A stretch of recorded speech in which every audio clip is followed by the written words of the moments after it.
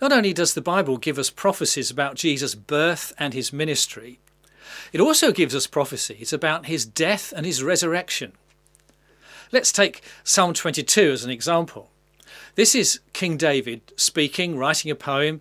David was the king of Israel at the time, probably one of the most powerful men on earth. Psalm 22 says this: my God, why have you forsaken me? Why are you so far from saving me, so far from the words of my groaning?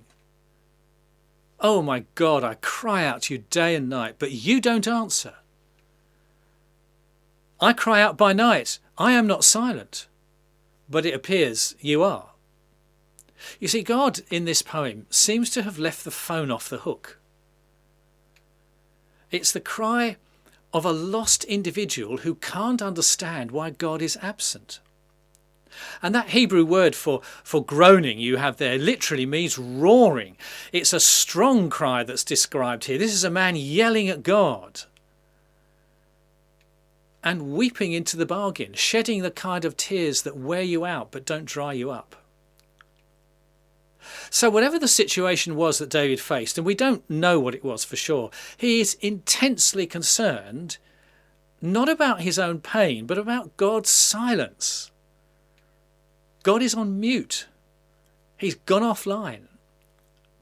Now, of course, God's silence would be no problem to him if he'd never heard God's voice before, but he had.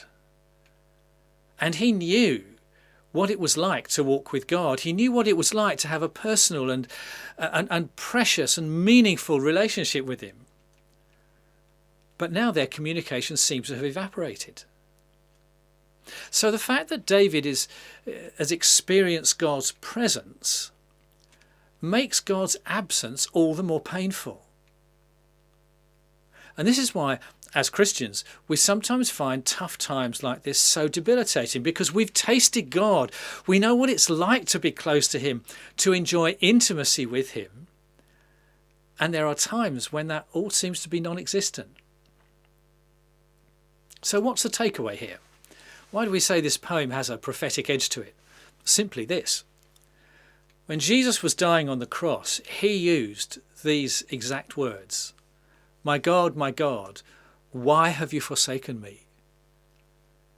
It was a cry of dereliction. It was a yell that God had abandoned him. But it doesn't stop there, because the cynic could easily say, oh, well, Jesus could have remembered those words and used them. Yes, that is true, but I doubt it. Because later in the psalm, David describes his clothes being the prize for a bet, exactly as they were when Jesus died. David describes people hurling insults at him about his claim that God was with him, exactly as Jesus experienced. David describes his dry mouth, exactly as Jesus experienced. David describes his hands and feet being pierced, exactly as Jesus' hands and feet were pierced when he was crucified. The parallels are almost uncanny. And there's more. The psalm goes on to talk about God intervening and bringing rescue, as God did when Jesus rose again. It even talks about people of all nations turning to God as a result of this event. And that we can see in human history since. So this psalm does at least two things for us. It helps us to understand that in Jesus we have someone who was who he claimed to be. You couldn't engineer the fulfillment of prophecies like these. And secondly, if you feel God has left the phone offline, this psalm assures us that God is still in the rescue business and can intervene even in our darkest hour. Something to think about.